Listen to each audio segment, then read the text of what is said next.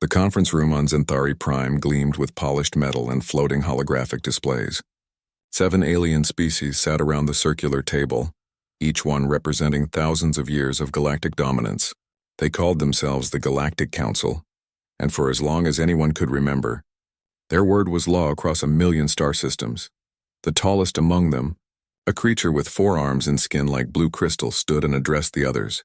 The matter of Earth must be settled. These humans have expanded beyond their solar system without our permission. They build weapons and refuse to acknowledge our authority. Another council member, this one resembling a floating mass of tentacles, pulsed with agreement. They are primitives, barely 200 years in space, and they think themselves our equals. This cannot stand.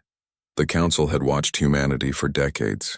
They saw the wars, the conflicts, the constant struggle between nations. In their eyes, humans were nothing but violent children playing with dangerous toys. The council believed they were doing the galaxy a favor by bringing Earth under control. "We will send them an ultimatum," declared the crystal being. "Submit or be destroyed. It is simple. They will see reason when they understand our power." On Earth, Commander Jake Morrison stood in the observation deck of Luna Base, looking down at the blue and green planet below. He was a military man, tall and lean with gray hair at his temples. He had served Earth's United Defense Force for 20 years and had never seen real combat. Space was peaceful. Humanity had finally learned to work together after centuries of fighting among themselves. His communication device beeped. "Commander, we have an incoming vessel. Unknown origin. They're requesting to speak with Earth's leadership." Jake frowned. Unknown vessels were rare. Most ships in human space were registered and tracked. "Put them on screen." The alien that appeared was unlike anything Jake had seen before. It spoke in perfect English, its voice cold and mechanical. "We represent the Galactic Council. We bring a message for your leaders. You will comply or face consequences." Within hours, the alien envoy stood before President Linda Hayes in the rebuilt United Nations building. Linda was a strong woman in her 50s, someone who had risen through years of diplomatic service. She listened carefully as the alien delivered its ultimatum. "Earth must surrender all military assets. You will dismantle your fleets and your weapons. You will accept council governors to oversee your world. You will provide resources and labor as the council demands. You have 72 hours to comply." The room fell silent. Linda looked at the alien with steady eyes. "And if we refuse?" "Then you will be eliminated. Your species will serve as an example to others who might question our authority." Linda stood up slowly. She was not a tall woman, but in that moment she seemed to fill the room. "You come to our world and demand we become slaves. You threaten to destroy us if we don't obey. Let me make something very clear. Humanity has fought for thousands of years to be free. We've shed blood on every continent to earn our liberty. We didn't claw our way out of poverty and war and ignorance just to bow to someone else's empire." The alien tilted its head. "You are making a mistake." "No," Linda said firmly. "You made the mistake when you came here thinking we would just give up. Go back to your council. Tell them Earth's answer is no. We will never surrender." The alien left without another word. Linda turned to her advisors, her face grave. "Get me Morrison. Get me Bennett. Get everyone. We need to prepare." Admiral Kyle Bennett commanded Earth's space fleet from a hidden base in the asteroid belt. He was older than Jake, a veteran who had helped build humanity's first warships. When he received the president's call, he immediately understood the situation. "How many ships do they have?" he asked. "Sensors detected 300 warships entering the solar system." Jake replied over the secure channel. "They're arranging themselves around Earth orbit." Kyle closed his eyes. Earth had 47 combat vessels. They were good ships, but they were outnumbered 6-1. "What are your orders, Madam President?" Linda's voice was steady despite the fear everyone felt. "Fight. Make them pay for every inch of space. Show them that humans don't go quietly." The Council fleet attacked at dawn. 300 ships appeared in orbit like locusts, their weapons ports glowing with energy. They didn't send another warning. They simply opened fire. Jake watched from Luna Base as the orbital platforms exploded one by one. Each platform housed thousands of people. He saw them die in bursts of light and fire. "Evacuate the base," he shouted. "Everyone to the transport ships." Captain Amy Sullivan commanded the battle cruiser Valiant, one of Earth's largest warships. She ordered her crew to battle stations as enemy vessels closed in. "All weapons fire at will. Make every shot count." The Valiant's railguns fired, sending metal slugs at near light speed toward the enemy. They struck council shields and bounced off harmlessly. The enemy returned fire, and Amy felt her ship shake as impacts hammered their defenses. Shields at 60%, her tactical officer reported. Keep firing. Target their engines. The battle raged across Earth's orbit. Human ships fought desperately, using every trick and tactic they knew. But the council ships were simply better. Their shields were stronger. Their weapons hit harder. Their engines were faster. One by one, Earth's warships fell. The carrier Independence exploded in a ball of nuclear fire. The destroyer Pacific broke in half under sustained bombardment. The cruiser Moscow went silent after a direct hit to its reactor. Amy watched her fleet die. Young Lieutenant Ryan Cooper, barely 25 years old, stood at his station with tears streaming down his face as he watched his friends die on other ships. But he kept working, kept firing, kept fighting. Jake managed to evacuate most of Luna Base before the enemy missiles hit. He watched from a transport ship as the base where he had lived for 5 years was reduced to rubble and dust. The enemy wasn't just attacking military targets. They were destroying everything. On Earth, people looked up at the sky and saw fire. Council ships bombarded the planet from orbit. They targeted cities, military bases, power plants, anything that represented human civilization. New York disappeared in a series of explosions. London burned. Tokyo was flattened. Beijing became a crater. Dr. Benjamin Carter was at a research facility in Colorado when the attack began. He was a scientist, someone who believed in solving problems with knowledge and reason. He watched the news feeds in horror as city after city fell. His own family lived in Chicago. He tried calling them but got no response. President Linda Hayes broadcast from a secure bunker deep underground. The surface above her was burning. "People of Earth, this is your president. We are under attack. Our cities are burning. Our people are dying. But we are not defeated. We will survive this. We will rebuild, and we will make them regret ever coming to our world." The bombardment lasted 3 days. When it finally stopped, billions of people were dead. Entire nations had been wiped off the map. The Council fleet remained in orbit, their commander broadcasting on all frequencies. "Humans of Earth, your resistance has ended. You will now submit to Council authority. Survivors will report to designated collection points. You will work to rebuild what you have destroyed with your foolish defiance." In his underground command center, Jake Morrison stared at damage reports. 43 of Earth's 47 warships were destroyed. The 4 survivors were damaged and hiding in the outer system. Orbital infrastructure was gone. The Mars colonies were silent. Luna Base was rubble. Admiral Kyle Bennett's face appeared on the screen. His base had survived only because it was hidden deep in the asteroid belt. "Jake, what do we do?" Jake looked at the reports again. Then he looked at a picture on his desk. It showed Earth from space, beautiful and blue. He remembered President Hayes' words. "We will make them regret this." "We survive," Jake said quietly. "We go underground. We hide, we learn, and then we make them pay." Around the world, survivors crawled from the ruins. They found bunkers that had been built during the old Cold War and expanded over the years. Underground cities that could house millions. Facilities designed to survive nuclear war could survive orbital bombardment too. Colonel Danny Foster emerged from a bunker in Montana. He was a soldier, trained for combat but had never expected this. He looked at the burned landscape and made a decision. If the aliens wanted to occupy Earth, they would find it was not going to be easy. President Linda Hayes addressed the survivors through underground communication networks. "They think they've broken us. They think we'll just accept slavery. They don't understand humans at all. We've survived ice ages and plagues. We've overcome disasters and wars. We will overcome this too." Dr. Carter made his way to a secret research facility in the Rocky Mountains. Other scientists were gathering there, bringing with them whatever data and equipment they had saved. Carter looked at the wreckage of one of the Council ships that had crashed. If they could study it, they could learn from it. Captain Amy Sullivan limped her damaged ship to Kyle's hidden base. She had lost half her crew, but the Valiant still flew. Ryan Cooper stood beside her, no longer crying. His face was hard now, aged by what he had witnessed. "What now, Captain?" he asked. Amy looked at the young man. "Now we learn everything we can about these bastards. And then we kill every single one of..." 6 months had passed since the attack. Deep beneath the Rocky Mountains, Commander Jake Morrison walked through tunnels that had been carved from solid rock decades ago.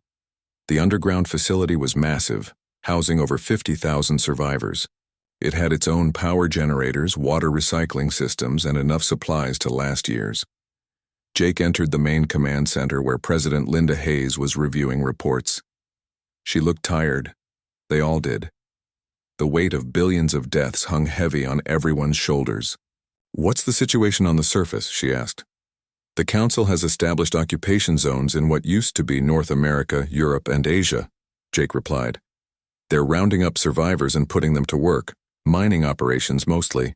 They're stripping the planet of resources." Linda clenched her fists. "And our people are just working for them?" "They don't have a choice. The aliens have weapons. Our people don't. But Colonel Danny Foster is organizing resistance cells. Small attacks, hit-and-run operations, nothing major yet." Dr. Benjamin Carter entered the room carrying a data pad. He looked excited for the first time in months. "I have news. Good news." Everyone turned to look at him. Good news was rare these days. "We've been studying the wreckage from the battle, the Council ships that crashed. I've had teams analyzing their technology day and night." Carter pulled up a holographic display. "Their technology is better than ours, but not by as much as we feared. Maybe 50 years ahead. Their shields, their weapons, their engines. We can understand them. More importantly, we can copy them." Admiral Kyle Bennett, who had traveled from his asteroid base for this meeting, leaned forward. "How long?" "To build new ships with this technology? 2 years, maybe less if we can get more samples. But there's something else." Carter's expression grew serious. "I've noticed something about the Council races. They've been at peace for thousands of years. They fight wars, but they're civilized about it. They follow rules. They have codes of conduct." "So?" Jake asked. "So they've never fought anyone like us. Humans have been fighting wars for our entire history. We know things they don't, tactics they would never consider. We can be ruthless in ways they can't imagine." President Hayes stood up. "You're saying we can beat them?" "I'm saying we can make them wish they never came here, but we'll have to do things that will haunt us forever. We'll have to abandon every rule of war we ever believed in. We'll have to be monsters." The room fell silent. Finally, Linda spoke. "Then we'll be monsters. Dr. Carter, you have unlimited authority. Build whatever weapons you can think of. No restrictions, no ethical reviews. If it can kill Council ships, build it." Jake felt a chill run down his spine. He understood what she was saying. Earth was going to fight without mercy, without rules, without compassion. It went against everything he had believed in. But he had watched billions die. He had seen cities burn. Sometimes monsters were necessary. On the surface, Colonel Danny Foster crouched in the ruins of what used to be Denver. His team of 20 fighters watched as Council troops marched a group of human prisoners toward a transport. The aliens were 8 feet tall with thick armor and powerful weapons. "We can't take them head on," whispered Lieutenant Sophie Blake, a former psychologist who had joined the resistance. "We need to be smart." Danny nodded. "We wait until dark. Then we hit their supply depot. No survivors." That night, the resistance struck. They used explosives made from salvaged materials to destroy the Council's fuel storage. The aliens responded slowly, confused by the attack. They had expected broken, defeated humans. Instead, they found fighters who knew every street, every building, every hidden tunnel. The resistance fighters disappeared before the Council troops could organize a response. Danny led his team through underground sewers that the aliens didn't even know existed. They had killed 15 enemy soldiers and destroyed enough fuel to ground the local garrison for weeks. "This is just the beginning," Danny told his team. "We're going to make every day on Earth a nightmare for them." In the asteroid belt, Captain Amy Sullivan supervised the salvage of damaged Council ships. The enemy had left their wrecks floating in space, considering them worthless. But to humans, they were treasure. Every piece of technology, every intact system was carefully removed and studied.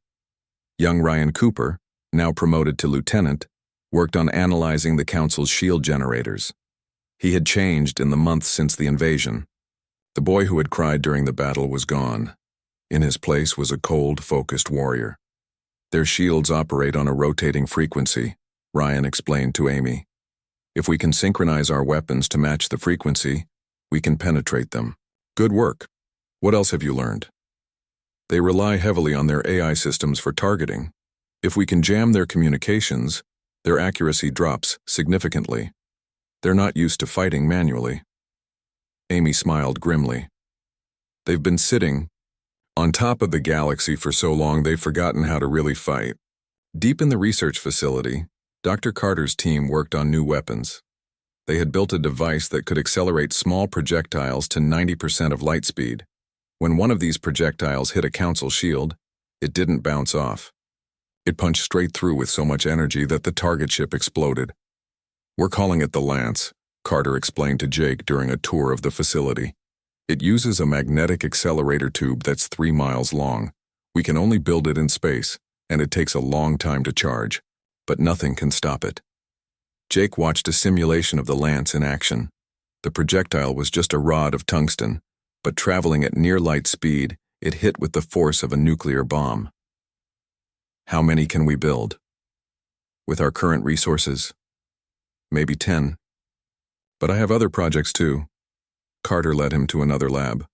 This is the swarm. Jake looked at the container filled with what appeared to be gray dust. What is it? Nanites. Microscopic robots. We based them on council technology but made them more aggressive. When deployed, they seek out metal and break it down at the molecular level. One container could dissolve an entire warship in hours. That's terrifying. That's the point. The Council needs to fear us. They need to understand that attacking Earth was the worst mistake they ever made. President Hayes made regular broadcasts to the underground population. She kept morale up by reminding everyone what they were fighting for. But she also began preparing people for what was coming. When we strike back, she said in one broadcast, it will not be a clean fight. It will not be honorable. We will use every weapon, every tactic, every advantage we can find. Some of you will be horrified by what we do. But remember what they did to us. Remember the billions they killed. Remember the cities they burned. We didn't start this war, but we will finish it. Agent Lisa Grant was one of the few humans who had volunteered to stay on the surface under Council occupation. She pretended to be a broken survivor, meekly following orders. The aliens barely noticed her. To them, all humans looked the same. But Lisa was gathering intelligence. She learned the Council's patrol routes, their supply schedules, their communication protocols. She identified which buildings housed important equipment and which Council officers were in charge. Every piece of information was sent to the underground through hidden transmitters. One day she witnessed Council soldiers beating a human worker who had dropped a container of mined ore. The man apologized, begged for mercy. The aliens beat him until he stopped moving, then left his body in the street as a warning. Lisa watched from a distance, memorizing the faces of the soldiers. She made a quiet promise. These particular aliens would die screaming when Earth's revenge came. Admiral Kyle Bennett oversaw the construction of humanity's new fleet in the asteroid belt. Using captured Council technology and human innovation, they built ships unlike anything the galaxy had seen. These vessels were smaller than Council ships but faster and more maneuverable. They carried crews of only 50 people, barely enough to operate them. Every bit of space was devoted to weapons and engines. Engineer Carlos Martinez had designed the new destroyer class. He was a genius at ship design, someone who understood that in war, efficiency mattered more than comfort. We've stripped out everything non-essential, Carlos explained to Kyle. No comfortable quarters, no recreational facilities, no long-term life support. These ships are built to fight, and that's all. How many have we completed? 50 so far. We're building them as fast as we can, but we need more resources, more metals, more energy. Kyle looked at the half-finished ships floating in the construction bay. We'll get them. President Hayes has authorized raids on Council supply convoys. Every ship they lose is resources for us. The raids began small. A few fighters would attack a Council transport, steal its cargo, and disappear. The aliens would respond, but the humans were always gone by the time reinforcements arrived.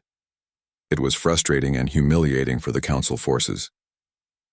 On Xanthari Prime, the Council met to discuss the situation on Earth. They were annoyed, but not concerned. The resistance was just a minor inconvenience. The humans are like insects, one council member said. Annoying, but ultimately harmless. We should increase security and be done with it. But one member, an older being who had seen many wars, spoke cautiously. Do not underestimate them. Cornered prey often becomes. The attack began at exactly midnight. Coordinated across 50 different star systems, Admiral Kyle Bennett stood on the bridge of his flagship, a new carrier called the Retribution. Around him, 300 destroyers and 50 cruisers emerged from hyperspace in perfect formation. All ships weapons-free, Kyle ordered. Show them what humans can do. The Council's supply depot at Proxima Station never knew what hit them. Lieutenant Ryan Cooper led his destroyer squadron in the first attack. His ship, the Fury, fired its railguns in rapid succession. The Council's shield generators, designed to withstand slow, powerful blasts, couldn't handle the rapid-fire assault. Shields flickered and failed. Target their engines, Ryan commanded. Don't let any of them escape. The Council vessels tried to respond, but they were designed for traditional warfare. They expected enemies to announce themselves, to maneuver into position, to follow the accepted rules of combat. Instead, they faced humans who did none of these things. Ryan's squadron used pack tactics, swarming individual Council ships and overwhelming them with firepower. When a destroyer took too much damage, its captain would ram it directly into an enemy vessel, rather than retreat. The Council officers watched in horror as humans willingly sacrificed themselves to take out enemy ships. What kind of species does this? One alien commander asked before his ship exploded. Captain Amy Sullivan led the attack on the Council's communication hub at Alpha Centauri. Her cruiser, the Vengeance, carried a team of specialists led by Commander Nicole Sanders. Their mission was simple but vital. Shut down the Council's long-range communications. Boarding teams, prepare to launch, Amy ordered as her ship closed with the massive orbital station. The station's defenders fired everything they had, but the Vengeance's shields held. Council technology protecting a human ship, improved by human engineering. The irony wasn't lost on Amy. Nicole and her team launched an assault pod, streaking toward the station's docking bays. They wore powered armor, another piece of Council technology that humans had reverse-engineered and improved. Each soldier carried weapons designed for one purpose: killing aliens efficiently. The assault pod smashed through the station's defensive barriers and cut through the hull. Nicole's team poured into the corridors, moving with practiced precision. They encountered the first group of Council guards within seconds. The fight was brief and brutal. Human weapons, designed without any thought of mercy, cut through alien armor like paper. Nicole's team moved through the station like a wave of destruction, killing everyone they encountered. No warnings, no chances to surrender. Just efficient, ruthless execution. Target located, Nicole reported as they reached the main communications array. Planting charges. The explosives were far more powerful than necessary. When they detonated, they didn't just destroy the communication equipment. They tore the entire section of the station apart. Nicole and her team were already gone, racing back to their pods as the station began to break up. Across the galaxy, similar attacks were happening simultaneously. Council ships, used to easy victories against inferior opponents, found themselves fighting an enemy that seemed to anticipate their every move. What they didn't know was that Agent Lisa Grant and dozens of others like her had spent 2 years learning everything about Council tactics and procedures. On Kepler Station, one of the Council's primary shipyards, Dr. Helen Price activated her special weapon. She was a scientist, not a soldier, but she had volunteered for this mission. The weapon she carried looked like a simple metal cylinder, but it contained trillions of nanites programmed with one instruction: consume metal. Helen released the nanites near the shipyard's main construction bay, where 200 Council warships sat in various stages of completion. The microscopic robots spread silently, invisible to the station's sensors. The effect wasn't immediate. The nanites needed time to reproduce, to spread, to begin their work. But within an hour, Council engineers noticed something wrong. Metal surfaces were becoming porous. Hull plating was developing holes. Structural beams were weakening. By the second hour, ships were collapsing. The nanites had spread throughout the entire shipyard, breaking down every piece of metal they encountered. Ships that had taken years to build simply fell apart. The station itself began to fail as its structure dissolved. Helen watched from her hidden shuttle as the shipyard came apart. She felt no satisfaction, only a grim sense of necessity. This was what Earth had become, a species willing to use any weapon, no matter how terrible, to survive. On Earth itself, Colonel Danny Foster received the signal. All units execute. Across the planet, resistance cells emerged from hiding. They attacked council installations, freed prisoners, and killed occupation forces. The aliens, complacent after 2 years of easy control, were caught completely unprepared. Danny led his team in an assault on the main council garrison in the Rocky Mountain region. They used weapons that had been smuggled piece by piece over months, assembled in secret. They knew the garrison's layout, its defenses, its patrol schedules. They knew because Lisa Grant had sent them every detail. The attack was savage. Human fighters used the tunnels beneath the city to approach unseen. They emerged inside the garrison perimeter and opened fire with everything they had. Council soldiers, used to fighting enemies that followed rules, didn't know how to respond to opponents who used suicide attacks and human shields. For Earth, Danny shouted as his team planted charges on the garrison's power core.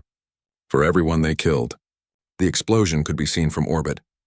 The garrison, housing over 5,000 council troops, simply ceased to exist. Commander Jake Morrison watched the battle from his command center. Screens showed attacks happening across the solar system and beyond. The Council's occupation fleet around Earth was being systematically destroyed by Admiral Kyle Bennett's forces. "Enemy flagship is targeting our position," one officer reported. "Launch the Lance," Jake ordered, high above Earth. On one of the surviving human carriers, a 3-mile-long magnetic accelerator activated. It fired a single tungsten rod at 90% of light speed. The projectile crossed the distance to the Council flagship in less than a second. The flagship's shields didn't even slow it down. The rod punched through the shield, through the armor, through the entire length of the ship and out the other side. The kinetic energy released inside the vessel was equivalent to a nuclear explosion. The flagship broke apart in a spectacular blast of light and debris. "Target destroyed," the tactical officer reported unnecessarily. Everyone had seen it.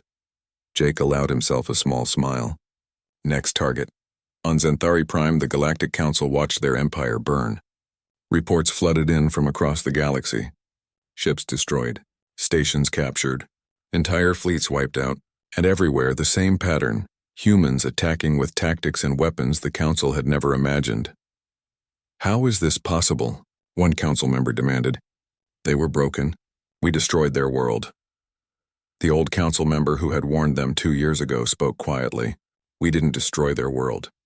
We gave them a reason to become something worse than us. We turned survivors into weapons." "Recall all fleets," another member ordered. "We need to consolidate our forces." "It's too late," the old one replied. "Look at the patterns. They're not just attacking randomly. They're hitting our supply lines, our communications, our shipyards, everything that would allow us to rebuild and reinforce. They're not just fighting us. They're systematically dismantling our entire military structure." On the bridge of the Fury, Ryan Cooper received new orders. "All ships target the Council's fuel depot at Wolf Station." "No survivors." His tactical officer looked at him. "Sir, there are civilian workers at that station." "Council families." Ryan's face was cold. "They should have thought about that before they bombed our cities. Fire all weapons." The Wolf Station was home to 15,000 Council personnel, including many non-combatants. The human fleet destroyed it in minutes, and not one escape pod was allowed to leave. Ryan watched the station burn and felt nothing. The boy who would have cried at such slaughter was gone, killed along with billions of others 2 years ago. Captain Brandon Cole commanded a destroyer pack that had been given a special mission. They were to hunt down and destroy every Council ship they could find in the outer territories. For 6 months, his pack had been merciless. They would appear from hyperspace, destroy their targets, and disappear before reinforcements arrived. Cole kept a tally on the wall of his ready room. Each mark represented a Council ship destroyed. He had over 300 marks. It wasn't enough. It would never be enough. President Linda Hayes made a broadcast to the people of Earth. It was time to tell them what was happening. "People of Earth, 2 years ago the Galactic Council attacked our world without provocation. They killed billions of innocent people. They tried to enslave us. They thought we were weak. They were wrong." Images appeared on the broadcast showing the destruction of Council forces. The burning shipyards, the destroyed fleets, the liberated occupation zones on Earth. Today we began our counterattack, and we will not stop until every world that supported the Council's attack on Earth has paid the price. We will not stop until they beg for mercy, and then we will show them the same mercy they showed us, none. The fleet assembled at the edge of known space, beyond the reach of Council sensors. 300 human warships, each one carrying a crew that had lost everything and had nothing left but revenge. Admiral Kyle Bennett stood on the bridge of the Retribution and looked at the tactical display showing every ship in the fleet. "This is it," he said to his assembled captains through the communication network. "We're going to strike at the heart of the Council. We're going to attack Zenthari Prime, their homeworld, their capital. They came to Earth and burned our cities. Now we return the favor." Captain Amy Sullivan commanded a group of 20 destroyers. She had fought in every major battle of the war and had survived when so many others hadn't. Her ship, the Vengeance, bore scars from dozens of engagements. So did she. "My crews are ready," she reported. "We've been waiting for this." Lieutenant Ryan Cooper, now commanding his own destroyer, the Relentless, added his confirmation. At 27 years old, he was one of the youngest ship captains in the fleet. He was also one of the most ruthless. His ship had destroyed 43 Council vessels in the past year. "All ships, prepare for hyperspace jump," Kyle ordered. "Remember, we hit them hard and we hit them fast. We show no mercy because they showed us none. For Earth." "For Earth," 300 captains replied in unison. The fleet jumped to hyperspace, leaving only empty space behind. On Zenthari Prime, the crystal being who led the Council was confident. His homeworld was protected by the most powerful defensive fleet in the galaxy. Orbital weapons platforms surrounded the planet. Shield generators covered every major city. He believed his world was impregnable. "The humans are scattered across the galaxy fighting minor battles," he told the other Council members. "They lack the strength to threaten us here." The old Council member who had warned them before said nothing. He simply waited. He had a terrible feeling about what was coming. The human fleet emerged from hyperspace at the edge of the Zenthari system. Alarms immediately blared across every Council installation. 300 warships, appearing simultaneously in perfect formation. It was the largest military operation humanity had ever attempted. "Defensive fleet, engage the enemy," ordered the Council's military commander. 200 Council warships moved to intercept the humans. They outnumbered the human fleet and were defending their homeworld. They should have had every advantage. But advantages didn't matter when your enemy had learned to fight without rules. The battle began at extreme range. Human ships opened fire with their lance cannons, sending near-light-speed projectiles across millions of miles of space. The Council ships raised their shields, confident in their defenses. The projectiles punched through the shields like they didn't exist. 3 Council ships exploded in the first volley, then 5 more, then 10. "How are they doing this?" the Council commander demanded. His tactical officer had no answer. The humans had somehow learned to defeat their shields. 2 years of studying captured technology, 2 years of learning and improving, had given Earth weapons that the Council couldn't defend against. Ryan Cooper led his destroyer squadron in a flanking attack. They moved faster than the Council ships, using superior engines to get behind the enemy formation. Once in position, they launched waves of missiles. Each missile contained nanites. The tiny machines spread through space and attached to enemy hulls. Within minutes, Council ships began to come apart as their structure dissolved. "They're using some kind of weapon we've never seen," a Council captain reported before his ship lost power and began to drift. Captain Brandon Cole's destroyer pack targeted the orbital weapons platforms defending Zenthari Prime. His ships moved in coordinated groups, each one covering the others as they closed with the massive stations. The platforms fired everything they had: energy beams, missiles, railgun fire. The space around the human ships filled with deadly light and metal. 2 destroyers took critical hits and exploded. 3 more were damaged but kept fighting. Brandon's ship took a direct hit that knocked out half his weapon systems. "All remaining guns target that platform's power core. Fire everything." Relentless and 6 other destroyers concentrated their fire on a single point. The platform's shields collapsed under the sustained assault. Then its armor failed. Then the shots reached the reactor. The platform exploded with enough force to damage nearby Council ships. Brandon watched it die and immediately targeted the next platform. "Keep firing, don't give them time to recover."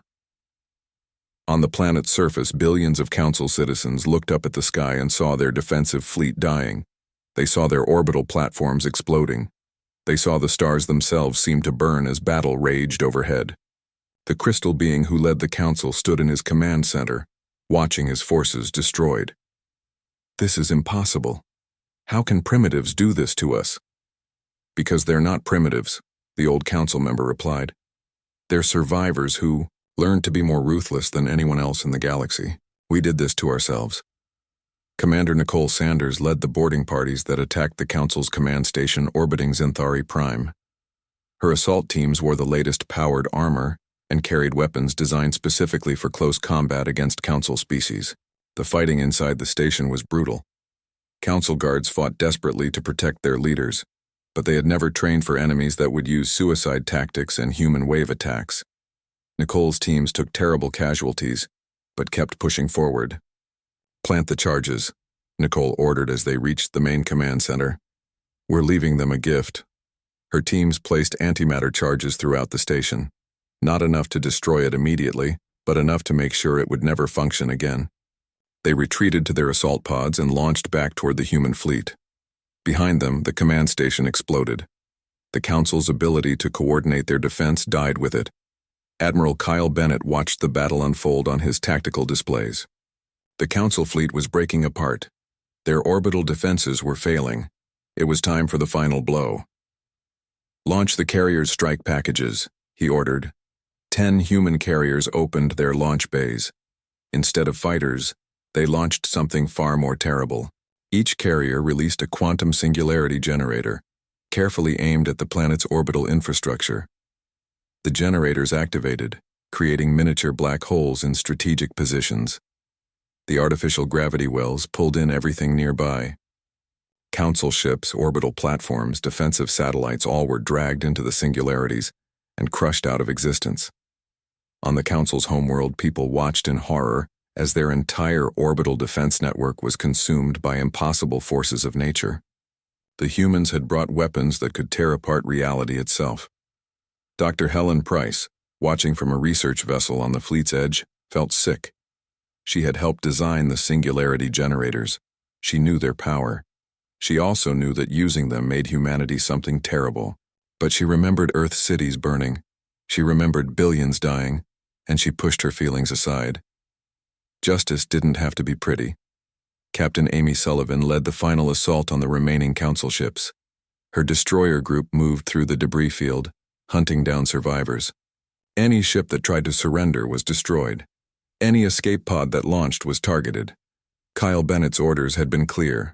No survivors, no mercy. Amy watched her weapons officer destroy an escape pod carrying Council civilians. She saw the flash of light that meant families, children, innocents were dead. She felt nothing. The part of her that would have cared died with Earth's billions 2 years ago. On Earth itself, Colonel Danny Foster led the final assault on the last Council occupation zones. The aliens, seeing their homeworld under attack, had lost all discipline. Some tried to flee. Others tried to fight. Most just froze in terror. Danny's forces showed them the same mercy they had shown Earth. None. The battle for Xanthari Prime lasted 18 hours. When it ended, the Council's defensive fleet was completely destroyed. Their orbital infrastructure was gone. Their command and control was eliminated. Their homeworld was defenseless. Admiral Kyle Bennett ordered the fleet to take up bombardment positions around the planet. He opened a communication channel to the Council leadership. "This is Admiral Kyle Bennett of Earth's United Defense Force. 2 years ago, you came to our world and demanded we surrender. You killed billions when we refused. You destroyed our cities. You enslaved our people. Now you will surrender to us, or we will do to your world what you did to ours." On the planet's surface, the Council members gathered in an emergency session. Their cities were intact, but only because the humans allowed it. They could see the human warships in orbit, weapons charged and ready. "We must surrender," one member said. "They've proven they can destroy us." The crystal being who had led the attack on Earth refused to accept defeat. "We cannot surrender to primitives. Our pride, our history, it forbids it." "Your pride killed trillions," the old council member replied. "Your arrogance started a war we cannot win. If we don't surrender now, they will exterminate us. Look at what they've done. Look at how they fight. They don't care about their own casualties. They don't care about honor or rules. They only care about revenge." Another member spoke up. "3 of our member races have already." 5 years had passed since the surrender of the Galactic Council. Earth had changed in ways that nobody could have imagined before the war. The planet was healing, but the scars remained visible everywhere. President Linda Hayes stood at the rebuilt United Nations building in what used to be New York City. The city had been completely destroyed in the first attack, but humanity had rebuilt it as a symbol of their resilience. The new city was different from the old one, mixing human architecture with alien technology learned during the war. "Today marks the 5th anniversary of our victory," Linda spoke to the assembled crowd and billions watching across the planet. 5 years since the Galactic Council surrendered. 5 years since we proved that Earth cannot be conquered. But this is also a day of remembrance for the billions we lost. The innocent lives taken by an arrogant empire that thought we were weak. In the crowd, former Commander Jake Morrison stood with his 2 children. He had retired from military service and tried to live a normal life on his farm in Montana. His children were born after the war, part of Earth's new generation. They would grow up in a different world than he had known. "Dad, were you really in the war?" his daughter asked, looking up at him with wide eyes. Jake nodded slowly. "Yes, I was. Were you scared?" "Every single day. But being scared doesn't mean you stop fighting. It means you fight harder to protect what you love." His son pointed at the memorial wall behind the stage, where billions of names were inscribed in stone. "Are Grandma and Grandpa's names on that wall?" Jake's throat tightened. "Yes, they died when Chicago was bombed. But they're not forgotten." "None of them are." Across the city, Captain Amy Sullivan walked through the spaceport where her new ship was docked. She now commanded the exploration vessel Discovery, leading missions to make peaceful contact with distant civilizations. Her crew was young, mostly people who had been children during the war or born after it. "Captain, we received another diplomatic request," her first officer reported. "The Andrathi Republic wants to establish trade relations with Earth." Amy nodded. "Schedule a meeting. But run full background checks first. I want to know everything about them before we agree to anything." This was the new way of Earth's diplomacy. Trust but verify. Hope for peace but prepare for war. The galaxy had taught humanity a harsh lesson, and they would never forget it. Lieutenant Ryan Cooper, now Commander Cooper, oversaw the construction of new warships at the orbital shipyard above Earth. At 32 years old, he was one of the youngest admirals in Earth's defense force. His experience in the war had made him valuable, but it had also left him changed. "The new destroyer class is ready for testing," an engineer reported. "It's faster than anything the Council ever built." Ryan examined the sleek vessel through the viewport. It was beautiful in a deadly way, all sharp angles and weapon ports. "Good. We'll need 300 of them in production within the year, and start designing the next generation. Something even better. Sir, do we really need so many ships? The war is over." Ryan looked at the young engineer. "The war with the Council is over. But there's a whole galaxy out there. We don't know what else might be waiting. Earth was caught unprepared once. It will never happen again." Dr. Benjamin Carter worked in his laboratory at the Institute for Advanced Research. After the war, he had dedicated himself to peaceful applications of the technology they had developed. But the weapons he had created still existed, locked away in secure facilities. His assistant, Paul Rogers, now a senior researcher, brought him a report. The Council's reparation payment arrived. Another shipment of rare minerals and technology. Carter looked at the manifest. The Council had agreed to pay reparations for 1,000 years. It was barely a fraction of what Earth had lost, but it helped rebuild what had been destroyed. Allocate it to the reconstruction efforts. Focus on rebuilding the agricultural regions. "Ben, do you ever regret what we did? The weapons we built?" Carter was quiet for a long moment. "Every day. But I'd do it again if I had to. We built nightmares, Paul. We created weapons that can destroy worlds, but those weapons saved our world. I can live with the guilt if it means Earth survived. On Zenthari Prime, the former capital of the Galactic Council, human observers watched over the reconstruction. The planet had been spared destruction, but its people lived under Earth's watchful eye. They were required to report all military activities and accept human inspectors at any time. Agent Lisa Grant served as the chief observer. She walked through the crystal towers of the alien city, surrounded by beings who had once thought themselves superior to humanity. Now they avoided her eyes, moved out of her way, treated her with fearful respect. The council has submitted their quarterly report, her assistant informed her. All military restrictions are being followed. Lisa nodded.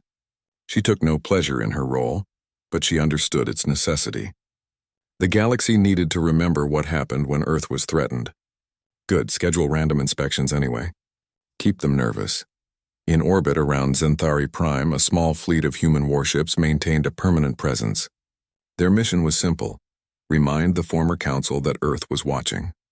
Commander Nicole Sanders commanded the fleet, her ships ready to act if the council ever tried to rebuild their military power. "Do you think they'll try anything?" her second officer asked. Nicole looked at the planet below. "Eventually, maybe. Pride is a powerful thing, but by the time they're ready to try again, we'll be even stronger. And they'll remember what happened last time." The reformed Galactic Council met on a neutral station.